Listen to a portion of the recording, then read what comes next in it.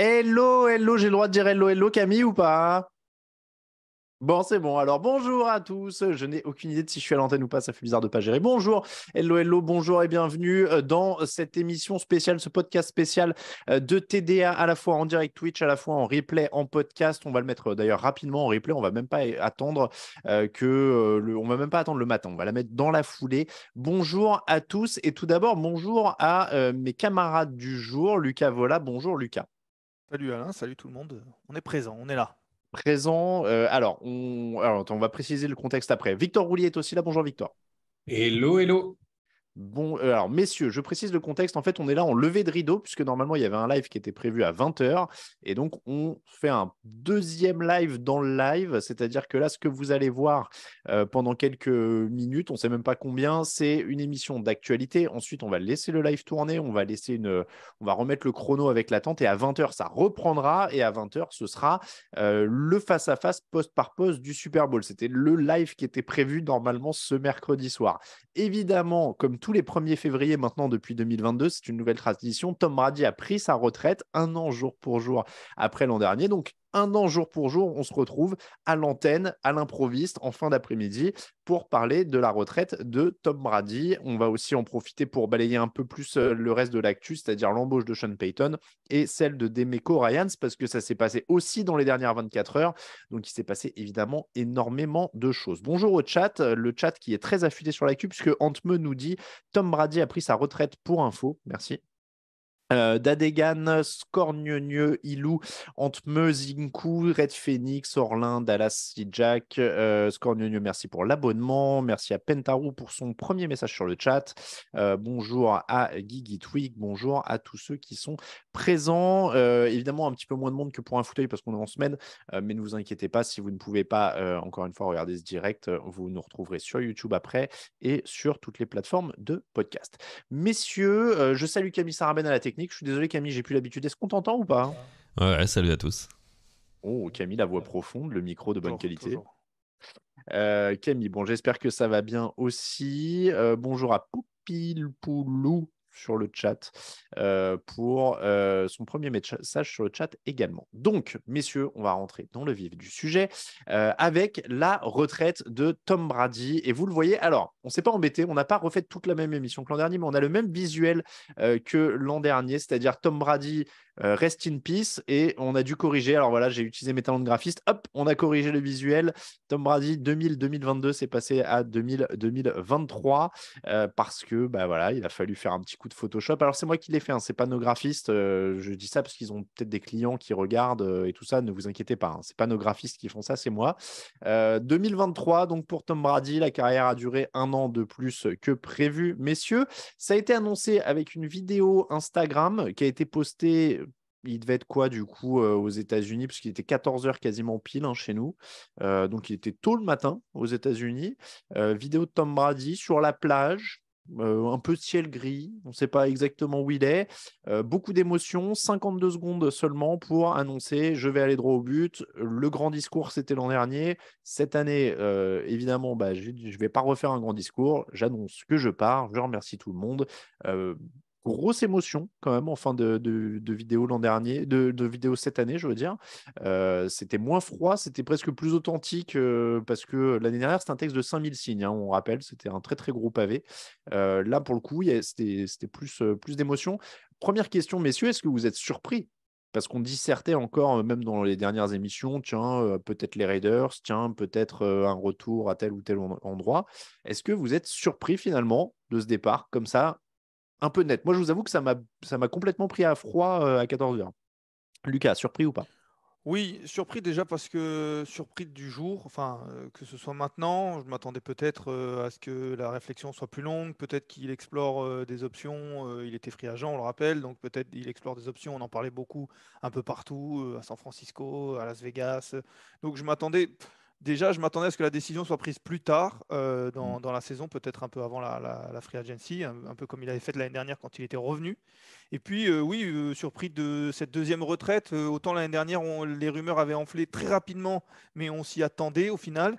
Autant là, au début de saison, on en a commencé à en parler. Forcément, il était revenu, donc on se disait qu'il reviendrait peut-être que pour un an. Et puis en fait, comme il était free agent et qu'on commençait, comme je le disais, à en parler un peu partout, finalement, je me disais qu'il allait continuer et qu'il allait continuer peut-être ailleurs. On parlait de Josh McDaniels, on parlait de San Francisco parce qu'il est de là-bas.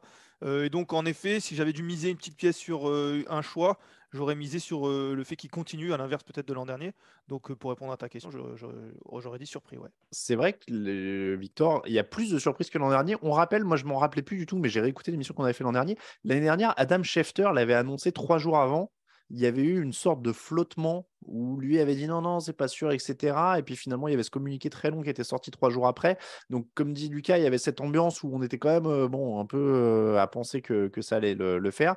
Là, clairement, le Victor, ça sort net, quoi. Oui, oui, bah, je pense justement, il y avait eu, je crois, des reports derrière qui disaient qu'il n'avait pas trop apprécié Oui, de ça, c'est vrai. s'être fait un peu couper l'herbe sous le pied par certains insiders.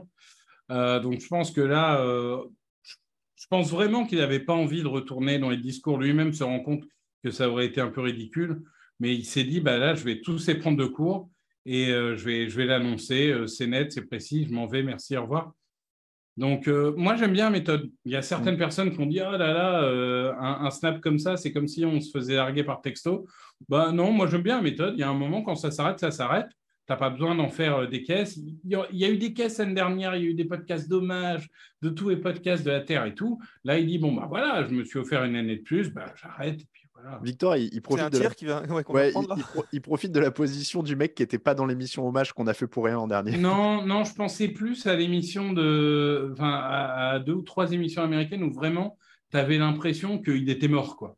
Ah ben alors attends, Enfin, tu vois, vraiment. moi je vais te dire, donc début d'après-midi, quand j'ai appris la nouvelle, je me suis branché sur NFL Network en bossant. On avait l'impression qu'il était mort, hein, déjà cette fois aussi. Hein. Ils avaient plus du tout de tapis sonore dans leur émission, c'était silence total. Tu vois. Ouais, Et c'est ça ça, parlait ça parlait très ridicule. lentement. Et maintenant, nous allons témoigner et tout. Moi, ça m'a fait un peu rire parce que je trouve que ça confine un peu au ridicule. C'est que même la journaliste en plateau, je ne sais pas comment elle s'appelle, la nana qui comment dire, anime Good Morning Football là. C'était pas Kay Adams, c'était quelqu'un d'autre. Non, c'est sa remplaçante, mais je ne sais Voilà. plus comment Et elle qui, et s'appelle. qui disait Tom Brady m'a inspiré à poser des meilleures questions. Il m'a inspiré à devenir. Enfin, ils étaient tous, tu vois, ils avaient tous un truc. Tom Brady m'a inspiré à mieux manger mes céréales. Tom Brady m'a inspiré à faire du sport le matin. C'était incroyable, quoi. Il y avait un truc. Et on avait vraiment l'impression qu'il était mort. Il n'y avait plus de musique, il n'y avait plus de jingle. Tout était. Et ils sont carrément partis dans des trucs. Moi ça m'a fait rire et je l'ai mis sur Twitter tout à l'heure, mais c'est un jour comme le 11 septembre ou comme l'assassinat de JFK. On se rappellera où on était. Alors moi, je me rappelais déjà plus de la date l'an dernier, hein, c'est-à-dire que Pareil. Bah, je me rappelais que c'était très tôt, moi. La réflexion que s'est faite Lucas, là, en disant je pensais qu'il prendrait un peu plus de temps et tout, d'accord moi, aussi, ouais. je m'étais fait plus cette réflexion l'année dernière.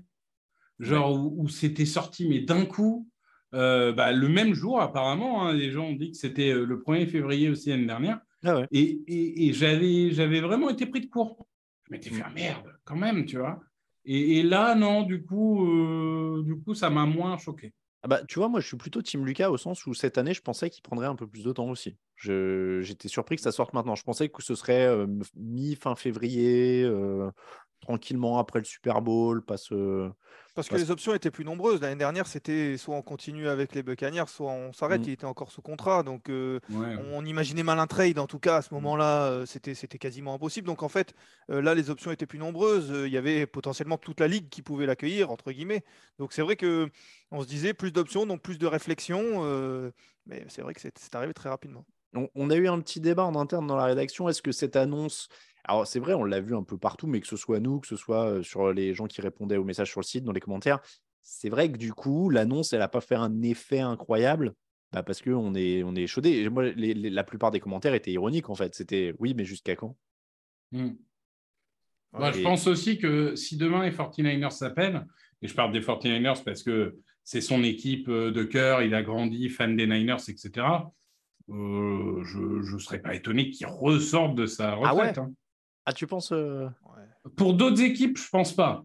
Mais si les Niners s'appellent, Mais tu crois qu'il n'en a pas déjà discuté, du coup, avant de prendre la décision? ah non, mais peut-être que justement, il a pris cette décision parce que les Niners lui ont dit non, non, Nous, ça sera Trey Lance ou ça sera Purdy ou ça sera les deux. Et puis, on n'a pas envie de toi, entre guillemets, respectueusement. Hein, mais voilà.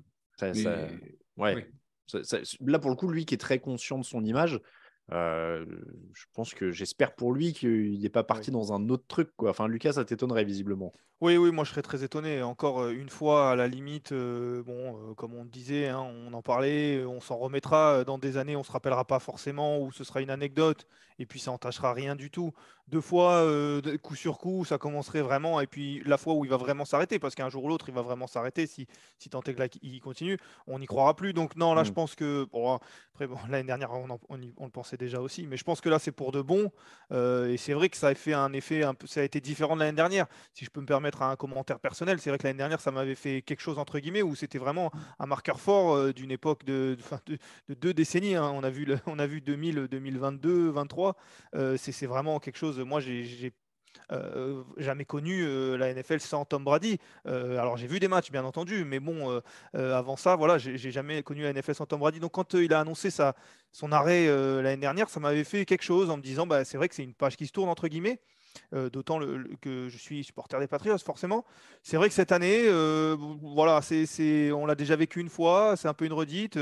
Bon, il s'arrête, mais on s'y est presque déjà préparé l'année dernière. Donc, c'est vrai que ça a été un peu différent. Et c'est peut-être ce qu'il voulait aussi en faisant ça. Hein. D'ailleurs, en faisant cette vidéo tôt le matin, comme tu l'as dit, qui coupe tout court à toutes les discussions. On va rapidement basculer sur le Super Bowl aussi. Hein. D'ailleurs, nous, on va basculer dès 20h sur le Super Bowl. Donc, en fait, peut-être c'était voulu aussi de sa part.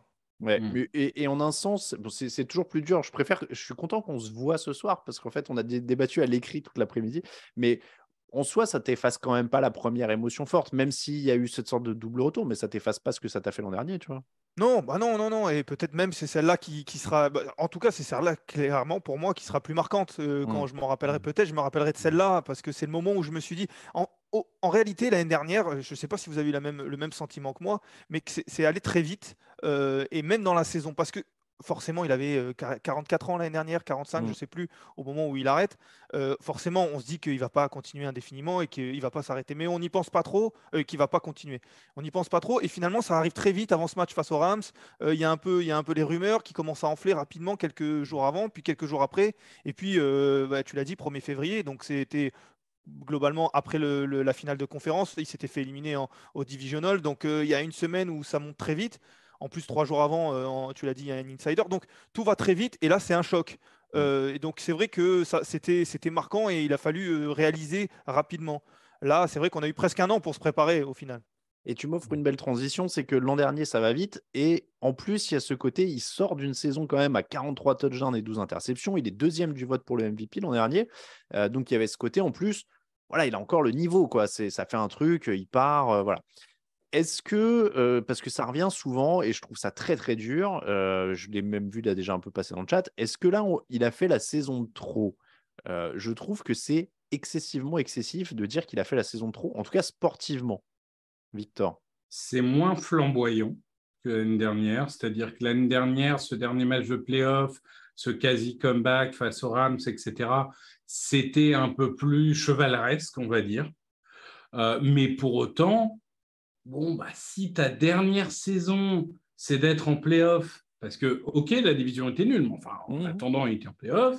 Ses stats ne sont pas dégueux. Il a fait ce qu'il a pu avec une ligne qui s'est écroulée avec des receveurs qui n'étaient pas toujours motivés, coucou Mike Evans, etc. Et sans jeu de course, oui, ce n'était pas extraordinaire, mais enfin, globalement, il a fait ce qu'il a pu avec ce qu'il avait. Il a emmené cette équipe en play-off pour là, je ne sais pas, 18e fois de sa carrière ou un truc du genre. Parce que globalement, quand il ne va pas en play-off, c'est sa première saison et la saison où il se pète le genou. Donc, à peu près, hein, il y en a peut-être une, mais je ne suis même pas sûr. Donc, voilà. Non, ce n'est pas une saison ratée. Je dirais que, par contre, l'élimination en play-off est un peu plus abrupte que l'année dernière, où je crois que l'année dernière, de souvenir, hein, les Rams mènent largement. Oui, le début de match est catastrophique. Et je me dis justement, je dis dans le chat, ouais, c'est dommage de finir avec une branlée et tout. Et finalement, il revient. Bon, à la fin, il y a cette passe de Stafford pour Cup, etc. Et les Rams se gagnent. Mais il y avait quand même un côté un peu plus match de légende que ce match un peu pourri où ils se sont fait désosser par les Cowboys. Parce que Lucas, je rappelle quand même, il a 490 passes tentées, 490 passes complétées, 733 tentées. C'est le plus gros total en NFL cette année. 66,8% de passes complétées, 25 touchdowns, 9 interceptions. Je situe quand même, il a plus de touchdowns que, par exemple, sa saison 2019 à New England, où il est à 24,8. Là, il est à 25,9. Enfin, il nous a tellement habitués à des trucs dingues qu'à 45 ans, je ne vois pas en quoi, en fait, ce serait... C'est pas une saison incroyable selon ses standards, mais je vois pas en quoi ce serait la saison de trop, tu vois. Il n'était pas abominable, quoi. Non, mais parce qu'on le met dans le collectif. Les Buccaneers se qualifient en playoff, certes, mais on se rappelle qu'ils sont à 8-9, je crois, qu'ils sont en bilan négatif. Donc la saison, collectivement, elle est vraiment difficile. C'est peut-être la saison trop collectivement, si on veut rajouter. Et il y a en plus ce match de wildcard dont parlait Victor face aux Cowboys, où ils n'existent jamais. Et du coup, en fait, c'est simplement dans le storytelling. C'est vrai qu'on aurait peut-être aimé que ça s'arrête sur une superbe saison après son Super Bowl. Superbe saison, ils se qualifient, ils vont au Divisional Rounds. Il y a ce match-là où on se dit exactement comme disait Victor, ils ne sont pas invités, et puis finalement ils reviennent. Et en fait, ils reviennent au point où ils se disent bon, ils peuvent peut-être gagner, et puis ils perdent sur ce touchdown de Cooper Kupp, je crois. Et puis finalement, ils perdent contre les champions au titre, au final, quand on remet dans le contexte. Et puis on se dit, bon, ben, il peut partir sur ça presque. Et c'est vrai que c'est presque dommage de pas s'arrêter sur ça, parce que on rajoute cette année-là qui est pas l'année de trop, parce que il y a beaucoup de quarterbacks, tu l'as dit, qui aimeraient avoir cette année-là. Il y a des quarterbacks qui l'auront jamais et qui jouent des années dans la ligue, mais c'est juste que par rapport à ce qu'il a montré, par rapport à comment il aurait pu s'arrêter, je me dis personnellement que ça aurait pu être pas mal. Après, je pense qu'en effet, dans plusieurs années, on se rappellera de la retraite, oui, non, de cette saison qui était bonne individuellement, mauvaise collectivement. Ça n'entachera rien du tout de sa carrière et du souvenir qu'on en aura. Et puis en vrai, c'est Cyclix qui le dit sur le chat, avec un tel nom, on a toujours de grosses attentes malgré tout. C'est vrai que je comprends qu'on ait envie que la sortie soit à la hauteur de la carrière, mais en vrai, combien de quarterbacks réussissent la sortie idéale, tu vois? Parce que quand on voit... Alors, Manning, il réussit à sortir sur un titre, mais en vrai, moi, je retiens dans l'état lamentable où il était physiquement et au niveau il du jeu. Il ne pouvait plus lancer la balle. Voilà, c'était une... Moi, je garde un souvenir assez peiné en fait des derniers matchs de Peyton Manning en termes de trucs. Ben Roethlisberger, il était quand même plus grand chose et très tranchant. Enfin voilà, il y a Brett Favre, il finit quand même sur une commotion, la tête éclatée sur le sol glacé. Enfin, c'est quand même assez lamentable. Donc, je trouve vraiment que je comprends, les attentes sont à la hauteur du mec, mais en vrai, là, je trouve pas du tout que ce soit une sortie vraiment infamante, quoi. Ça reste tout à fait honorable pour un mec. En fait, c'est juste qu'elle est moins bien que celle de l'année dernière, en fait. Oui. C'est juste ça. C'est que c'est une sortie qui est bien mieux que beaucoup d'autres. Tu les as cités. Certes, Manning sort sur un titre, mais en effet, individuellement, c'est très, très, très compliqué. Mais quand on compare les deux sorties, puisqu'il y en a deux, celle de l'année dernière était mieux. Donc on se dit peut-être ça aurait été mieux de sortir sur celle-là. Donc voilà, après, en effet, c'est pas une année de trop dans le sens individuel, je le répète. Disons que je trouve, c'est qu'il sort proprement. C'est pas incroyable, c'est pas machin. Voilà, mais c'est propre. Je trouve qu'il n'y a rien à lui reprocher. Et on peut pas en fait le pointer du doigt en disant oh là là, il aurait pas dû revenir, quoi. C'est ça en fait que je veux dire. Ouais, mais je pense que de toute façon, comme tu dis, on oublie. Parce que honnêtement, pardon, mais les dernières années de Jordan au Bobcat, ça. Voilà, clairement. Au Wizards. Bobcat, c'est là où il est proprio, mais au Wizards, franchement, c'est pas terrible. Je suis désolé. Je suis désolé de dire, mais c'est pas extraordinaire. Donc, et finalement, tout le monde a oublié Manning. Tout le monde a oublié, et je dis ça, je suis un Manning boy, c'est mon idole de jeunesse, mais tout le monde a oublié qu'il pouvait plus lancer à son deuxième titre. Bon, voilà, les gens vont oublier et puis c'est pas très grave. Après, là, tu as tout à fait raison au sens où là, on est sur l'événement directement, quoi. On est le jour J.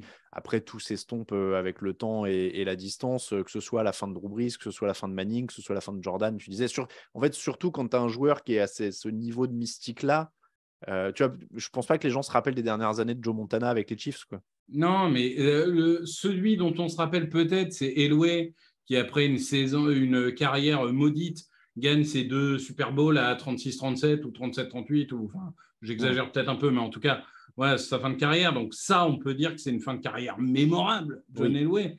Mais à part ça, Mais il il n'y n'y en en a a pas pas beaucoup. tellement. Hein. Enfin, c'est Ouais. quoi la fin de carrière de Dan Marino? C'est quoi la fin de carrière de Young, de qui tu veux? Les gens s'en souviennent plus tellement, en fait. Enfin, Je suis pas trop d'accord avec toi sur Manning. Alors peut-être parce que c'est un des plus récents, voire le plus récent dont on parle. Bon, il y a Big Ben, mais Manning, je trouve que les gens se rappellent vraiment. En fait, il y a un tel écart entre ce qu'il a été et ce qu'il était devenu lors de sa dernière année que je vois autour de moi à chaque fois qu'on parle de titre de Manning, on parle de oui, mais le deuxième, c'est vraiment la défense. Oui, mais le deuxième, franchement, c'est dans les mémoires. Je pense que ça a imprimé quand même. Ça gâche pas le niveau qu'il a eu et ça gâche pas la légende qu'il a été, Hall of Fame, tout ça. Mais je veux dire, les gens n'ont pas oublié. On oublie. Je suis pas sûr que Manning on oubliera. Alors peut-être que les années vont me donner tort, mais je suis pas sûr que pour le coup, pour Manning spécialement, on oubliera ce titre-là qui est vraiment dû à l'équipe qu'il avait autour et pas lui. les Après, 3 premiers titres de Brady sont dus à l'équipe qu'il a autour. Hein. Oui, mais oui, non, mais Pas les 4 suivants, mais les 3 premiers. Ouais, non, après, non, mais c'est pas ça que je suis en train de dire. C'est juste que pour le coup, on le note à chaque Ouais. fois. Pour Brady, alors il y en a eu d'autres, mais ce que je veux dire, c'est pour Manning, on le dit à chaque fois. Je suis pas en train de dire que Manning, je suis pas en train d'enlever du tout ce que Manning a fait dans la ligue. Hein. Ça a été un joueur incroyable. C'est juste que tu disais, on a tendance à oublier et tout ça. Pour Manning, je trouve que c'est le contre-exemple et je trouve que c'est pas vrai. On verra dans 10 ans. Après, Brady, sur les 3 premiers titres, il réussit quelques drives décisifs que Manning ne pouvait plus faire sur son dernier, hein, quand même, parce que Vraiment, Manning sur son dernier, Ah il ouais. pouvait vraiment plus faire Non, grand-chose. Mais alors, mais je suis d'accord. attention, hein, moi je n'osais pas le dire, mais c'est vrai que tu prêches un convaincu. J'ai encore un syndrome de stress post-traumatique d'avoir assisté à ce match en direct et sur place. C'était pitoyable, hein, mais oui. Bon, après, The après, je win sais, is the win. après, tu vois, est-ce que nous aussi, nous, on est dedans et on est vraiment fin sur le sujet? Est-ce que pour le public un peu plus large et lambda, tu vois, se rappelle de la fin de Manning comme ça, tu vois, je sais pas. Moi, la seule chose qui me fout la rage, mais on va fermer le chapitre Manning. Hein. Et je ne peux pas en vouloir à des gens qui ont regardé le foot américain dans les milieux des années 2010, mais c'est qu'il y a des gens qui pensent que Manning, c'est les Broncos.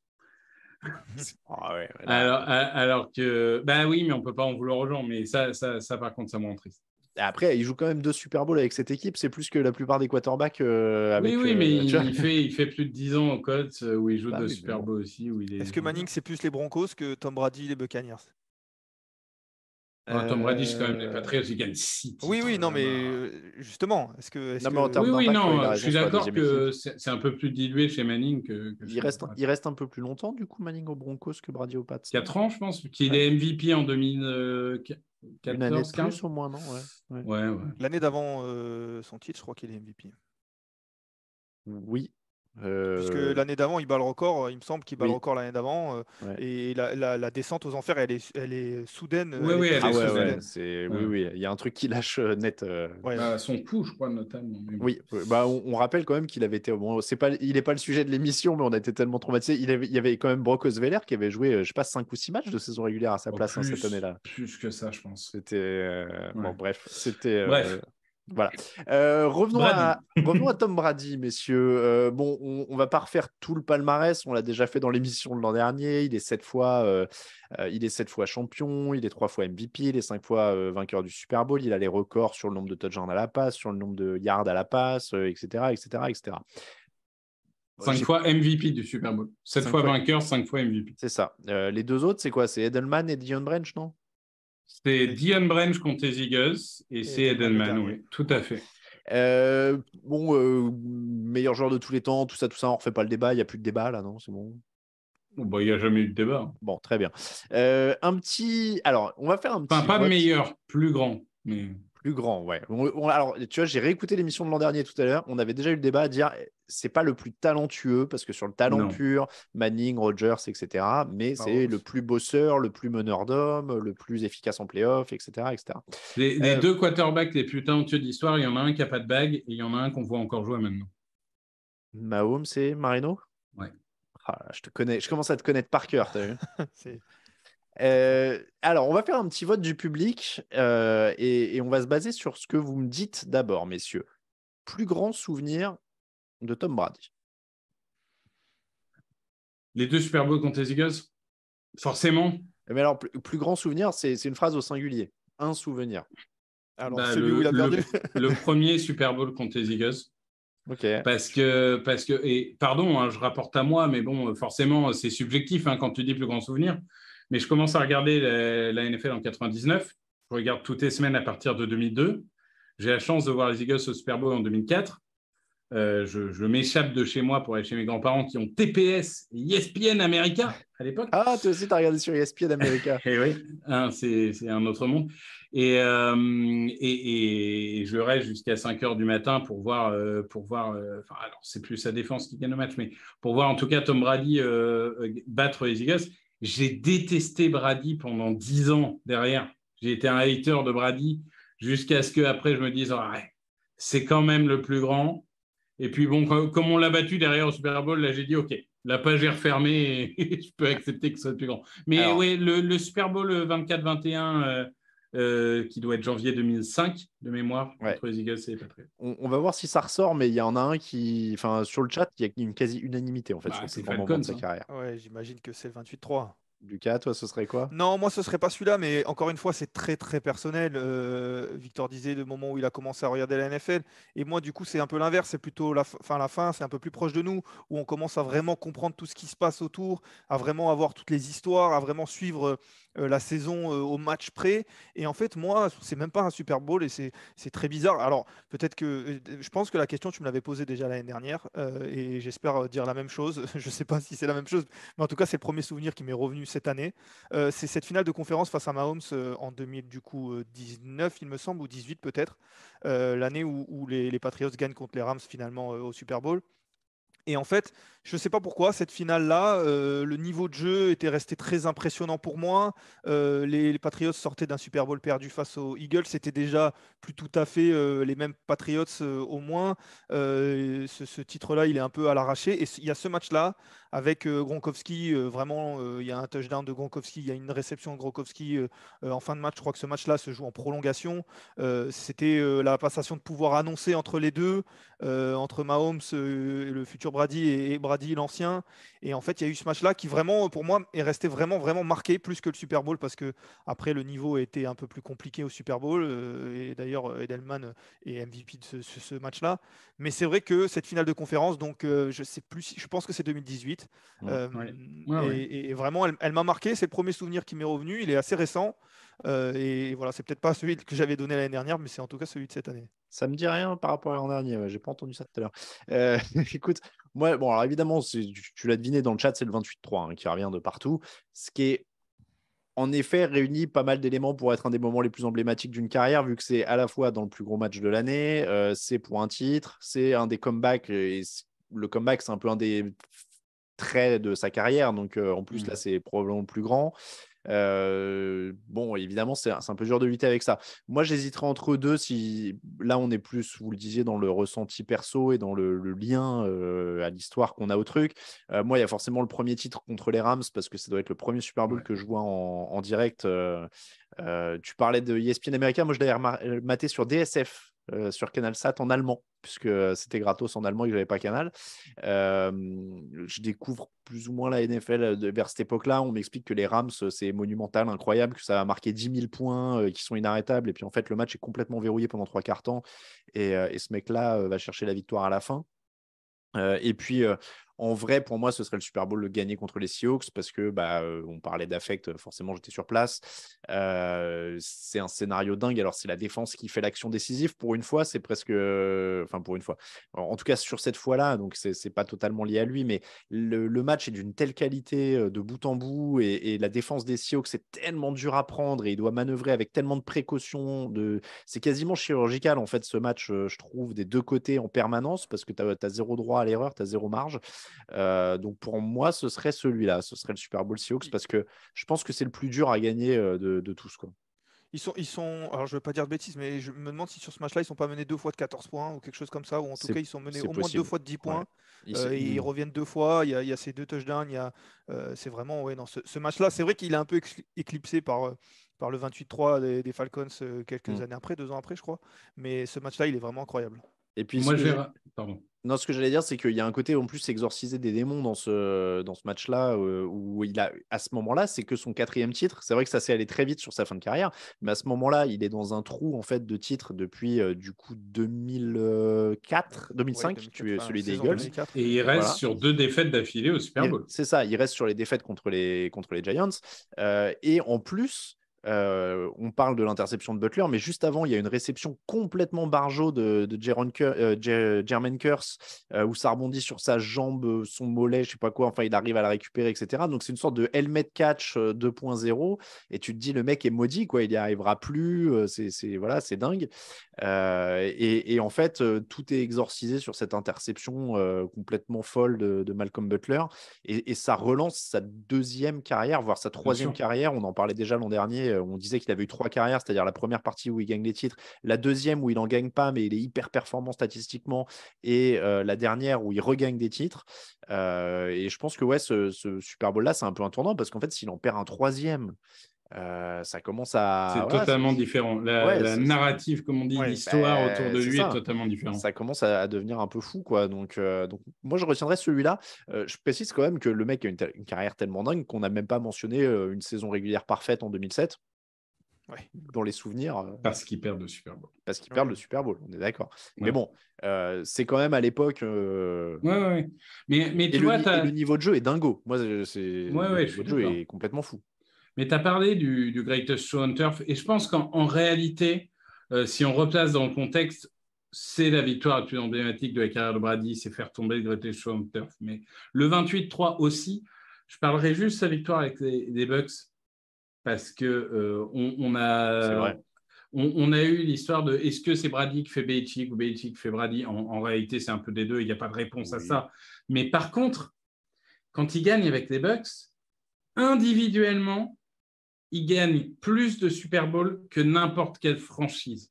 Je veux dire, il n'y a aucun autre sport où un mec peut dire j'ai plus de fois gagné le titre que n'importe quelle équipe. C'est juste, faut se mettre ça dans la tête. Le maximum qu'ont gagné des franchises, c'est 6. Il en a gagné 7. Ça, c'est absolument incroyable. Je suis d'accord, parce que c'est vrai que je pense qu'on s'en rend pas vraiment compte à quel point ce titre-là, il va vraiment être important dans la façon dont on va regarder sa carrière dans quelques années, parce qu'on est encore dedans, je trouve. Il est encore quarterback des Buccaneers, on l'a vu il n'y a pas si longtemps, mais c'est vrai que quand on va regarder ça, se dire qu'il a eu du succès à un endroit, il a eu énormément de succès, plus que tout le monde, mais c'est vrai que des quarterbacks qui ont eu du succès à un endroit, autant que lui, jamais, mais il y en a eu déjà. Mais d'avoir du succès à un autre endroit, dans un environnement totalement différent. Alors certes, il était extrêmement bien entouré. L'équipe qui va au Super Bowl et qui gagne, il y a une défense incroyable, il y a des receveurs, mais quand même, c'est lui qui gagne au final. En tout cas, il est dans cette équipe-là. Et c'est vrai que je pense que dans quelques années, vraiment ce titre-là, il aura une importance toute particulière dans la façon dont on va regarder sa carrière. Je me permets juste de remettre un ajout à ce que je disais tout à l'heure sur le Super Bowl contre les Seahawks, parce qu'on me le fait remarquer dans le chat. Il gagne ce Super Bowl contre les Seahawks. Je parlais d'exorciser des démons. C'est au stade de Glendale, qui était le stade où il a perdu le Super Bowl contre les Giants, le premier de la saison parfaite. 2007, il y avait aussi ça qui rentre en compte. Je vais donc lancer le petit vote, le moment le plus emblématique de la carrière de Tom Brady sur le chat. Je vous propose donc nos propositions à nous: Super Bowl gagné contre les Eagles, finale de conf contre les Chiefs, le premier titre contre les Rams, le Super Bowl contre les Seahawks. Je me suis permis de rajouter le premier titre contre les Rams parce qu'il y a de la place, et le 28-3 que vous avez l'air de tous plébisciter. Je mets le 28-3. Bon, voilà, je le mets en tout cas, et on va regarder. Vous avez 2 minutes pour voter dans le chat.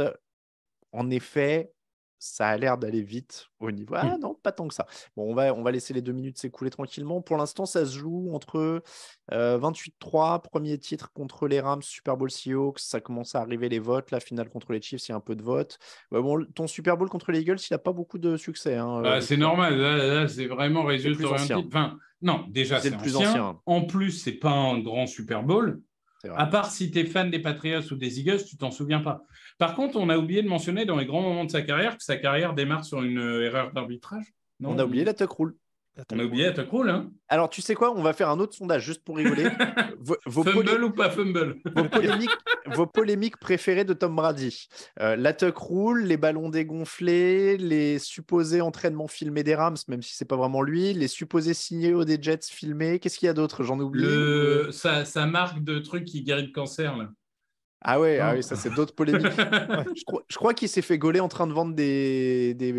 Alors j'ai pas du tout suivi, hein, donc j'espère que je dis pas une bêtise, mais il n'y a pas une histoire qu'il était impliqué dans une boîte qui vendait des crypto-monnaies là, qui se sont écroulées cette année? Oui, il y a FTX, il y avait, la moitié des sportifs des États-Unis étaient faisaient du branding FTX en vrai. J'y connais rien, c'est pour ça que je soulève le truc, mais au niveau du vote, ça a l'air d'aller assez largement vers le 28-3. Je pense que c'est pas une grande surprise. Bon, le truc est quand même un monument. Hein, donc, et puis c'est récent. La victoire face aux Rams, qui est certainement le numéro 2, hein, mais c'est 2001. Il y a combien de personnes qui l'ont vu? Alors non, monsieur, c'est le Super Bowl contre les Seahawks qui arrive en 2 dans le vote. Oui, parce que c'est récent. Oui, bah oui. Mais ce que je te dis, c'est que le numéro 2 serait certainement la victoire contre Greatest Show Hunter, sauf qu'en 2001, il y a combien de personnes sur le chat qui ont vu le Super Bowl en 2001? Je pense une minorité. Après, en vrai, dans mon souvenir, c'est un Super Bowl assez chiant sur les 3 premiers quarts, hein, celui contre les Rams. Oui, d'accord. Non, le plus beau des 3, c'est celui face aux Panthers. Ah ouais. Non, mais on est d'accord. En termes de performance, on parle de ceux qui a perdu, tu parlais des Eagles, mais en termes de performance, celui contre les Eagles, entre les Rams et les Falcons, il est aussi incroyable. Hein, ses statistiques sont incroyables. C'est son meilleur Super Bowl individuellement. Il est très fort. Il le perd, mais c'est son meilleur, mais de très très loin. 58% pour le 28-3, 29% pour le Super Bowl contre les Seahawks, 11% pour le premier titre contre les Rams, 3% pour la finale de conf contre les Chiefs et 0% pour le Super Bowl gagné contre les Eagles. Désolé Victor, ça restera un souvenir très personnel que visiblement personne sur le chat ne partage. Et d'ailleurs, trivia, il y a un défenseur qui marque un touchdown en tant que receveur éligible. Sur le... Oui, Mike Vrabel. Ouais. Non, le coach des Titans. Mike Vrabel, en effet. Nicolas Karabatic a 14 titres, comme Montpellier en handball, on nous dit sur le chat. Alors là, je crois au... Mais c'est vrai que ça fait longtemps qu'il est là et qu'il en a gagné des masses. Donc, oui. Après, titre... Mais il n'est pas au PSG, là? Il a beaucoup, il a beaucoup bougé à Barcelone aussi, Nicolas Karabatic. 14 titres de championnat de France. Bon, c'est très fort, c'est possible, hein, mais c'est très fort. Bon. Qu'est-ce qu'on peut ajouter, messieurs, sur Tom Brady? Est-ce qu'on peut rajouter quelque chose sur Tom Brady qui n'a pas été dit, qu'on n'a pas dit l'an dernier Non, je pense qu'on a fait le tour. Hein. C'est comme tu dis, il y a celle de l'année dernière, si vous voulez avoir d'autres points de vue, encore que je crois qu'il y avait déjà toi et Lucas, mais ça devait être Raphaël. Moi, je dis même pas la même chose. Il s'adapte, il renouvelle le contenu. Mais je dois avouer que autant ça me choque moins que l'année dernière, autant ça reste quand même un choc. Ce que je disais, je commence à regarder tous les matchs toutes les semaines en 2002.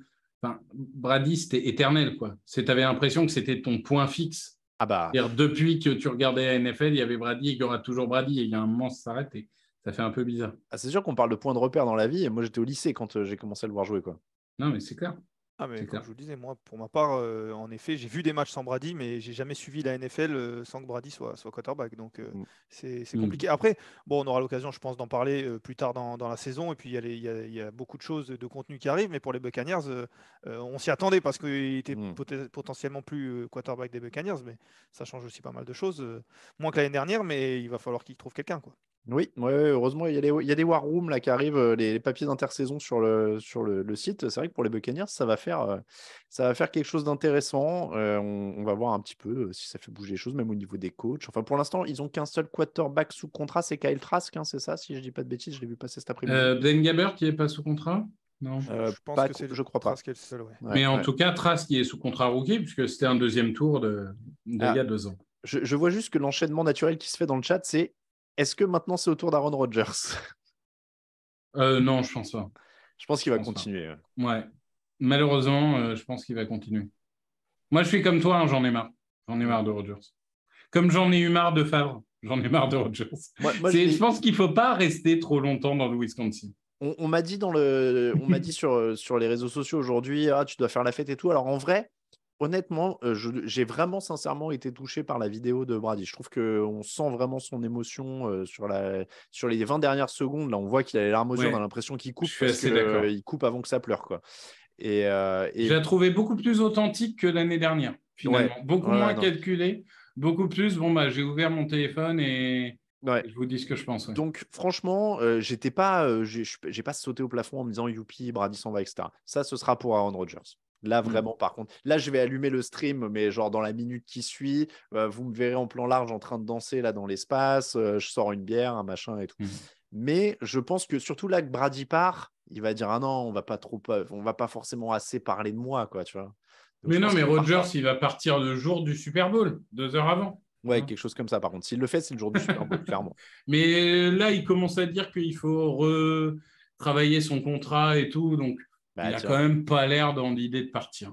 bah non, Lucas, il part ou pas? Oui, je pense Non, qu'il. je pense pas. Je pense Voilà. pas. Je pense que, mais au-delà de Brady et tout, je pense qu'il a encore l'idée de continuer. À choisir, moi j'aurais inversé, hein. J'aurais gardé Brady et j'aurais laissé Rodgers partir. Ouais, moi aussi. Je vous le dis tout de suite. On va finir, messieurs, l'actu. On va enchaîner en tout cas sur l'actu du jour et de la semaine. C'est l'embauche de Sean Payton. On a un départ et d'un titré, on a le retour d'un titré. C'est Sean Payton. Sean Payton qui devient le coach des Broncos de Denver pour un contrat qui serait de au moins 5 ans, selon ESPN, si je ne dis pas de bêtises, et entre 17 et 20 millions de dollars par an. Donc, c'est un tout petit peu moins que ce qu'il voulait quand même. Sean, il voulait un peu plus. Bon, je pense qu'avec entre 17 et 20, on s'en sort, hein, je pense. Je pense dans la vie. Messieurs, bonne embauche ou pas du côté de Denver? On rappelle qu'il va travailler avec Russell Wilson quand même. Donc, sur le papier, belle association. Oh, je vous sens tellement pas convaincu. En J'attends fait, qu'il se lance. moi, je comprends Demeco Ryans qui a refusé les Broncos pour aller à Houston parce que, oui, ok, tu as Russell Wilson. Donc, ta condition sine qua non de réussir, c'est réparer Russell Wilson. Parce qu'à côté de ça, tu n'as pas de cap, tu n'as pas de pic. Donc, moi, je ne suis pas sûr que ça soit une si bonne situation que ça. Alors, après, si je peux me permettre, Ryan et Peyton, c'est pas du tout le même profil. Il y en a un qui Non, est non, un on coach est d'accord. offensif. Donc, On est d'accord. Mais bon, après, voilà, c'est la dernière chance de Russell Wilson, surtout. Ça, c'est assez clair. Après, Peyton, moi, je suis un peu. Je ne suis pas dans la mystique Peyton qui me dérange un peu. C'est-à-dire qu'il a gagné un titre dans sa carrière. Il a réussi au sign sur une longue durée, très bien, super. Il avait Breeze, donc ça aide à réussir. En attendant, on n'a aucune. Ça sera peut-être un super coach une deuxième fois, comme a pu faire Andy Reid, etc. Ça sera peut-être Mike McCarthy, quoi. Donc, non, je suis désolé. Mike McCarthy gagne un titre au début avec un quarterback générationnel comme Peyton. il fait pas le même taf avec le même effectif pour le coup, hein, quand même. Je Si tu trouve qu'il veux. a fait plus avec moins à New Orleans, même si des fois c'est pas incroyable, même s'il y a cette série de 3 ans là entre 2014 et 2016 où ils sont bloqués à 7-9. Je Je pense trouve qu'il que a un meilleur comparé. effectif à New Orleans que McCarthy n'avait à Green Bay. Ouah, je suis pas Après, sûr. bon, d'ailleurs à New Orleans, je sais pas s'il Mais était tant mieux pour général lui. manager, mais c'était lui qui avait une grosse partie de la responsabilité de la construction de l'effectif, je crois. C'était beaucoup Euh, main dans la main avec Michael Loomis. En tout cas, ils avaient une très, très bonne relation, quoi. donc bon, il est aussi partie prenante du fait qu'il y ait un bon effectif. Et je pense quand même que si on s'arrête sur leur premier passage donc à Nouvelle-Orléans et à Green Bay pour Mike McCarthy, je pense que Peyton, on le met plus haut que quand même Mike McCarthy. Quand Je pense. même. Donc, bon, voilà. Après, moi, je pense que c'est une bonne embauche dans le sens où tu l'as dit, il faut reconstruire un effectif enfin, reconstruire un effectif. Il faut arriver à continuer de construire cet effectif avec des difficultés ou en tout cas avec des barrières parce que bon, le cap a augmenté, mais voilà, il y en a pas beaucoup. Il n'y a pas beaucoup de pics, tu l'as dit, parce qu'en plus, ils ont lâché le premier pour Russell Wilson. Donc c'est vrai que ça va être compliqué pour lui, mais je pense que du point de vue de Denver, vu ce qu'il y avait sur le marché, c'est peut-être au moins l'assurance d'avoir quelqu'un d'expérimenté, quelqu'un qui peut, en se disant peut-être que si lui ne répare pas Russell Wilson, personne ne le pourra. Et d'ailleurs, le contrat, 5 ans, c'est bien qu'il n'est pas forcément attaché au quarterback. Mm. Il a un meilleur pourcentage de victoire, hein, que Mike McCarthy. Je suis en train de vérifier. Il a un peu meilleur, 63%, 61% pour McCarthy. Et en playoff, c'est un petit peu au-dessus aussi. C'est pareil, 52 et des bananes.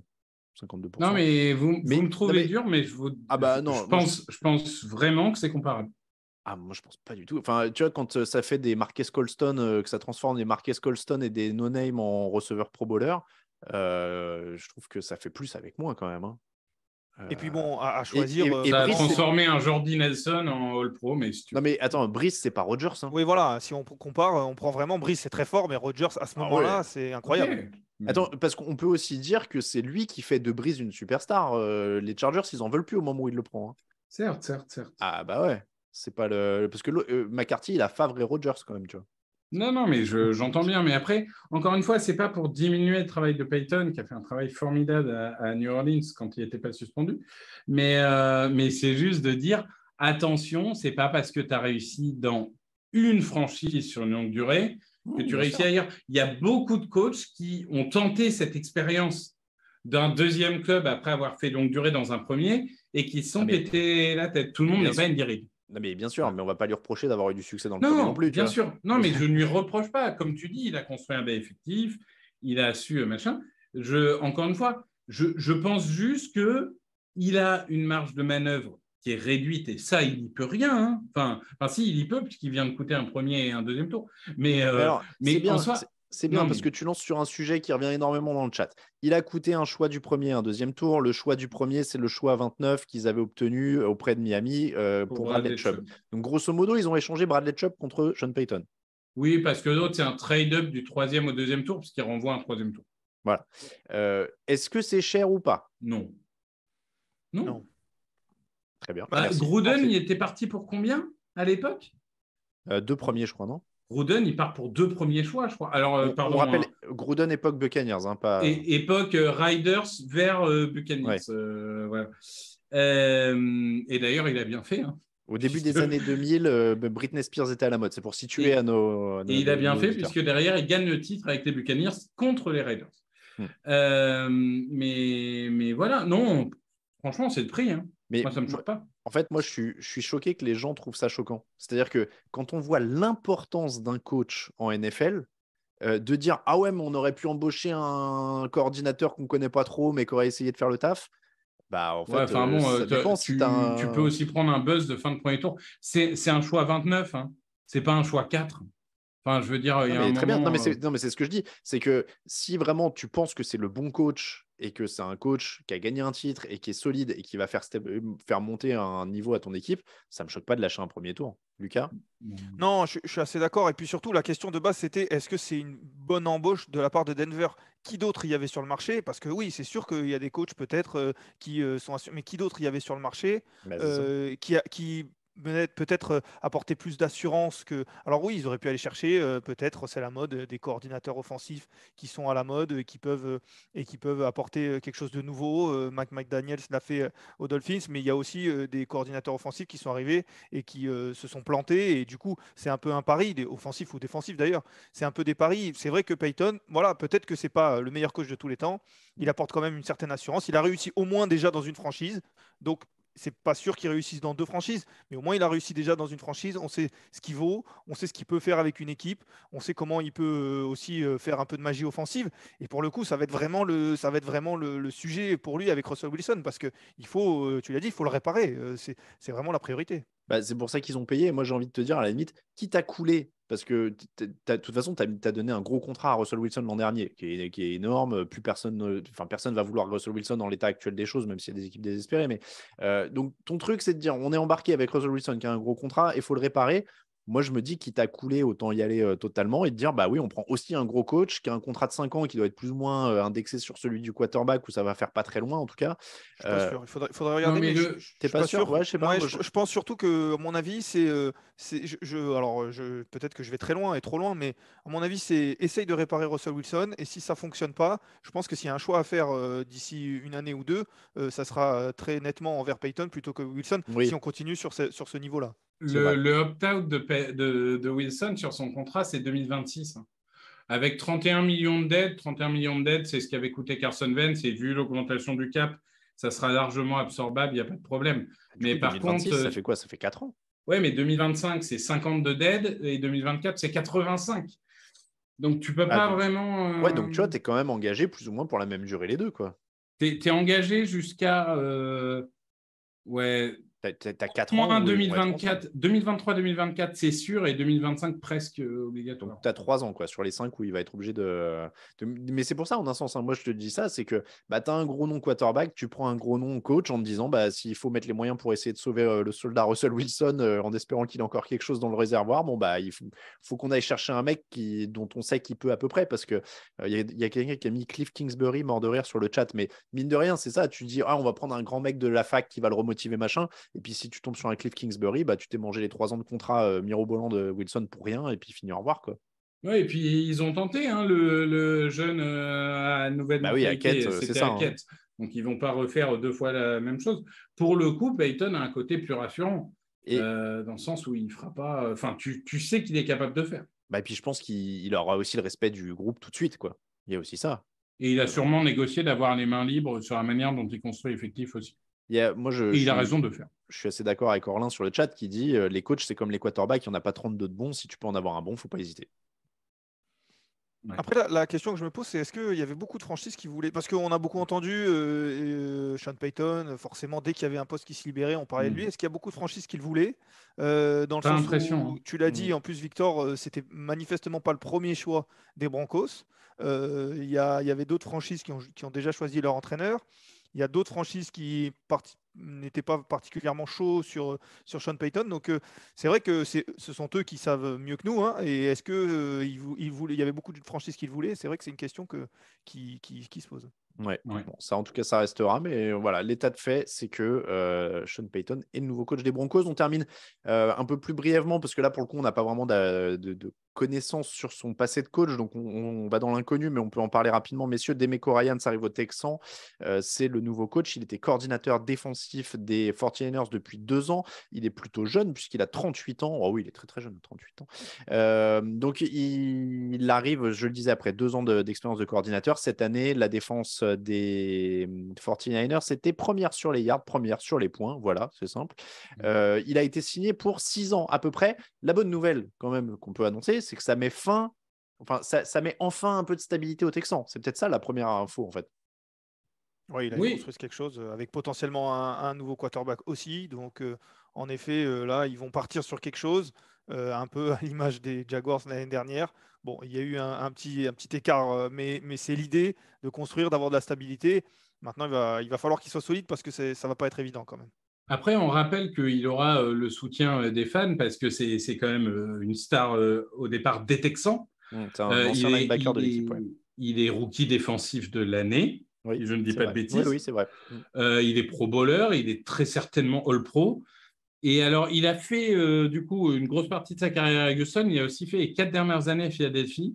Et il y a quand même un truc qui ressort de quasiment tous les podcasts d'insider des Eagles hier et aujourd'hui.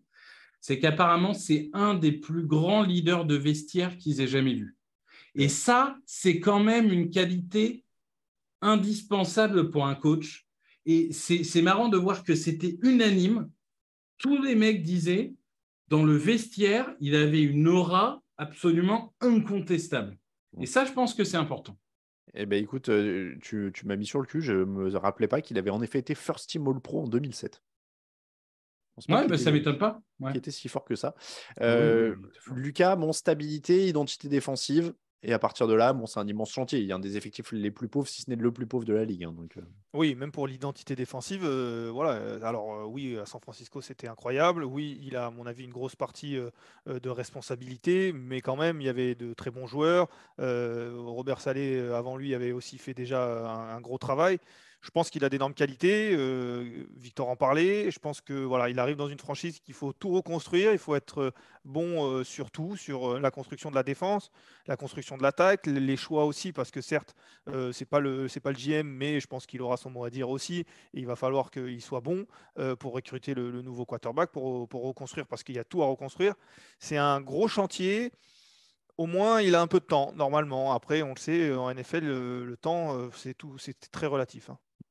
Messieurs, on va terminer cette émission avec un quiz. J'ai l'habitude de faire des quiz dans le fauteuil, donc je me suis dit, je vais en rajouter un dans cette émission improvisée. Camille, alors je ne sais pas si tu vas pouvoir nous mettre ça à l'écran. Normalement, je le lance au moment où je te le dis. Ça va apparaître en plein sur la tête de Victor, je crois. C'est pour nous ou c'est pour le chat? Qui doit répondre? Alors, ce qu'on va faire, c'est que ce qui est bien, c'est que je peux gérer le truc. Je vais mettre les questions à l'écran. Les gens vont répondre. Et après, moi, en fait, je choisis quand je montre les réponses. Donc, en fait, je vous demanderai vos réponses une fois que les gens auront répondu. Comme ça, vous ne spoilez pas. Et après, je dévoile. Voilà, on va faire comme ça. Je rappelle, évidemment, alors pour ceux qui n'ont pas l'habitude en semaine, on ne spoil pas dans le chat, sinon c'est kickban immédiat. Voilà, on n'a pas le droit de mettre les réponses dans le chat. Il y a Camille qui est en train d'inverser nos visages. Oui. J'ai l'impression qu'il est en train de faire des incrustations. Là, je ne sais pas comment on dit, les trucs là, réels, je ne sais pas quoi. Bref. Donc, pas de spoil dans le chat. Si vous voulez jouer sur PC, il suffit de cliquer directement sur votre écran. Bim, vous cliquez sur la réponse. Si vous êtes sur mobile, il y a un petit logo QuizKit en haut du chat. Vous cliquez dessus, ça va recouvrir le chat et vous pourrez répondre directement sur votre téléphone en tactile. Je rappelle que ce sont des quiz. Où il y a le temps qui joue, donc plus vous répondez vite, plus vous avez de points. Par contre, si vous donnez une mauvaise réponse, vous avez des points retirés. Et donc, si vous donnez la mauvaise réponse très très vite, ça vous retire beaucoup de points. Si vous ne répondez pas, ça vous laisse pas plus de points, pas moins de points. Vous pouvez jouer tactique si vous voulez. Par contre, techniquement, Alain, on n'arrive pas à lire, nous. Moi, je vais les poser à l'oral, de toute façon. Vous allez Victor, les entendre. Victor, non, il faut que tu les dises distinctement. Bien Est-ce qu'on buzz? Comment on fait? Je vais vous dire, normalement, vous qui êtes chroniqueur pour le site français numéro 1 sur l'actualité de la NFL, j'espère que vous avez toutes les bonnes réponses parce qu'elles ne sont pas très dures. Rien n'est moins sûr. Je pense que tu es un peu optimiste. Alors, c'est un quiz Tom Brady. Il n'y a que des questions sur Tom Brady. Il y a même il y a même une réponse que Victor a donnée à l'oral pendant qu'on parlait de Tom Brady au tout début. Moi, je ne l'écoute plus, moi. Voilà. Au tout début, je l'écoute. Après, je l'écoute plus. Ouais, alors, je comprends. Je préviens le chat que Sarah est connectée et que Sarah, messieurs, je vous l'explique, Sarah gagne à peu près tout le temps dans le fauteuil. C'est-à-dire que c'est vraiment le Tom Brady du chat.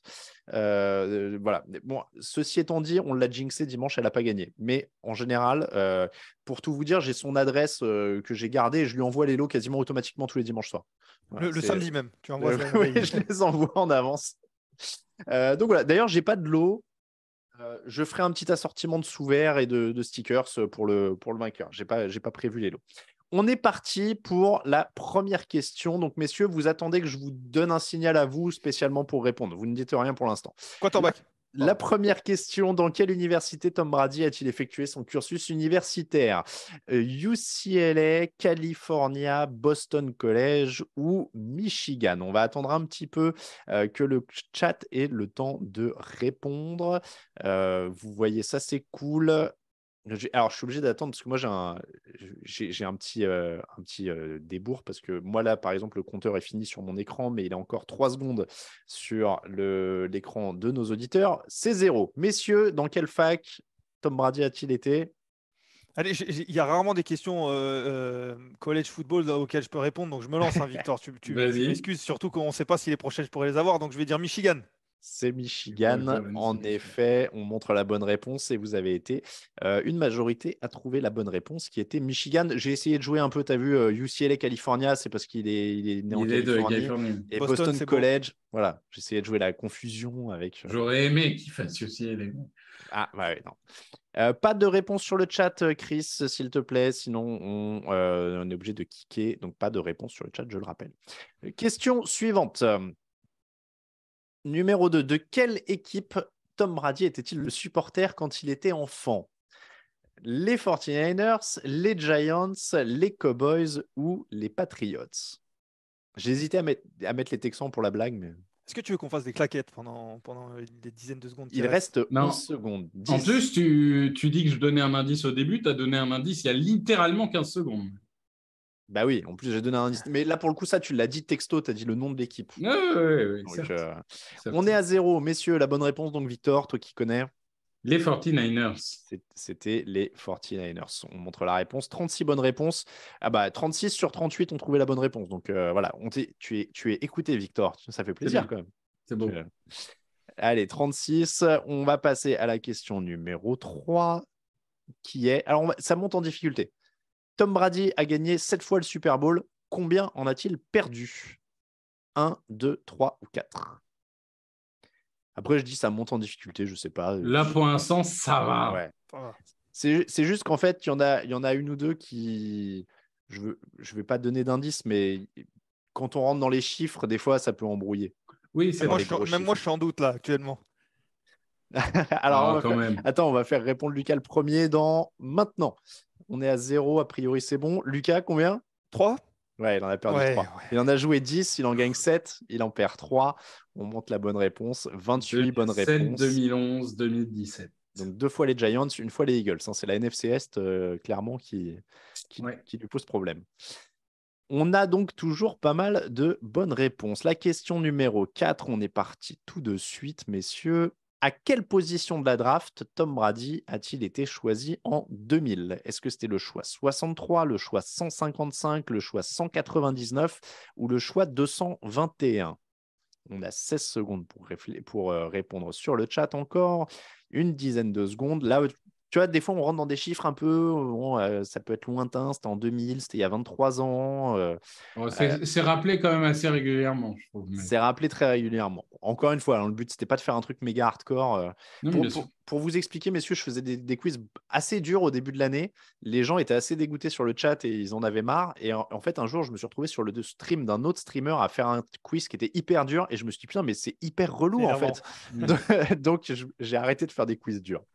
La honte. Oh là là. Ah non, c'est Zinku qui dit qu'il s'est planté sur les Super Bowl. La bonne réponse, messieurs, pour la draft?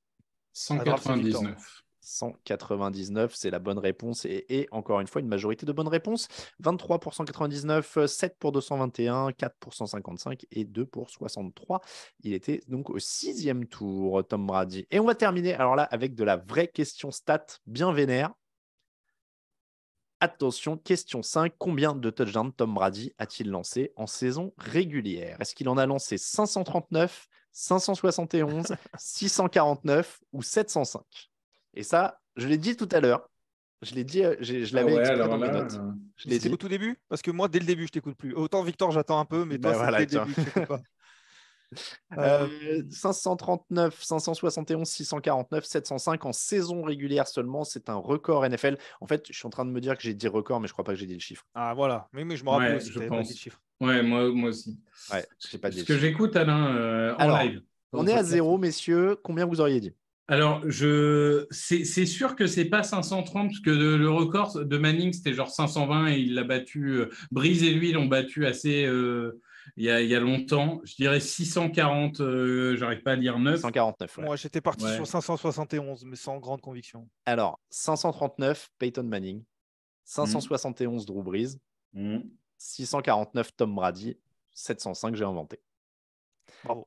La bonne réponse, c'était donc 649. Et vous êtes encore une majorité à avoir trouvé la bonne réponse. 18 bonnes réponses sur 649. Bah oui, il fallait une question un peu plus dure à la fin quand même pour départager. Et on va montrer les résultats. Alors, est-ce que Sarah a encore raflé la mise? Et oui! Bravo. Incroyable. Et respect éternel. Sarah et HLRD 22 qui est deuxième. C'est HLRD, il en a gagné quelques-uns aussi cette année. C'est vraiment les équipes à battre, quoi, tu vois. C'est vraiment nos champions de l'année. Ben voilà, Sarah avec un 94 000, 94 321 devant HLRD 22. Le participant 42 arrive derrière. Et derrière, Oja Winehouse, Boyka, Gridasham. Je crois que Gridasham, il avait gagné dimanche. Nergal, Quantzel, contestante numéro 11 et Six Click pour boucler le tome 10. Et pour boucler cette émission, il y a Sarah sur le chat qui dit merci Tommy et bonne retraite. Sarah, tu me diras ce que tu veux parce qu'en fait, là, moi, j'ai envoyé, je crois que tu dois avoir à peu près tout en fait en termes de sous-verts et de stickers parce que à chaque fois, je fais gagner les derniers, mais Tu me dis s'il y en a que tu as vu sur le, comment dire, sur le Tipeee et que tu n'as pas encore, à la limite. Comme ça, je t'envoie ceux que tu n'as pas encore. C'est plus simple que de faire des doublons ou tes préférés. Enfin voilà, n'hésite pas. On a déjà des messages privés ouverts, donc tu peux nous dire ce que tu préfères. Merci encore, peu importe. Bon, dis sur le chat. Elle Merci est blasée. encore. Elle est blasée des cadeaux. Ouais. Là, c'est Non, mais vraiment- ouais, elle gagne trop. Elle gagne c'est- trop. Ouais, de toute façon, je les mettrai sur le bon coin. Donc, Bon, merci beaucoup, messieurs. Merci. Ça fait Et plaisir. ne partez pas. Si, vous avez le droit de Et faire voilà. une pause, mais de retour dans 27 minutes. De retour dans 27 minutes. Donc, ce qu'on va faire, nous, on va vous dire au revoir. On va mettre un petit générique de fin si Camille a ça sous le coude. On va remettre un petit peu le visuel d'attente, mais le stream continue. Vous pouvez rester là et dans quelques minutes, donc à 20h pile, c'est pas bête de l'inviter au fauteuil. On pourrait inviter Sarah au fauteuil pour, du Super Bowl pour faire le quiz en direct. Et genre, j'essaierai on fait un Survivor. Je lui pose des questions jusqu'à ce qu'elle fasse une erreur. Attention, ça peut durer longtemps. Mais oui, ça peut être pas mal ça. Donc on va faire ça. Sarah, on va négocier ta venue peut-être au fauteuil du Super Bowl. Donc messieurs, on disait rendez-vous à 20h. Je serai remplacé à l'animation par Lucas Vola ici présent. Victor Roulier sera toujours là et Tristan Henry prendra place dans le 3e siège et vous allez nous parler du face-à-face poste par poste. On vous laisse un petit peu de temps pour aller grignoter? Oui, se rafraîchir. On est de retour J'aurais dans pas la- le temps, mais oui, se rafraîchir, ouais. Allez, se rafraîchir, petit verre d'eau, petite tartine, un petit truc, tu vois, pour se requinquer quand même, un petit peu d'énergie. Bon, merci beaucoup, messieurs. Merci à Camille Sarabène à la technique. Et vous vous retrouvez tous à 20h. Ciao tout le monde. À tout à l'heure. Salut.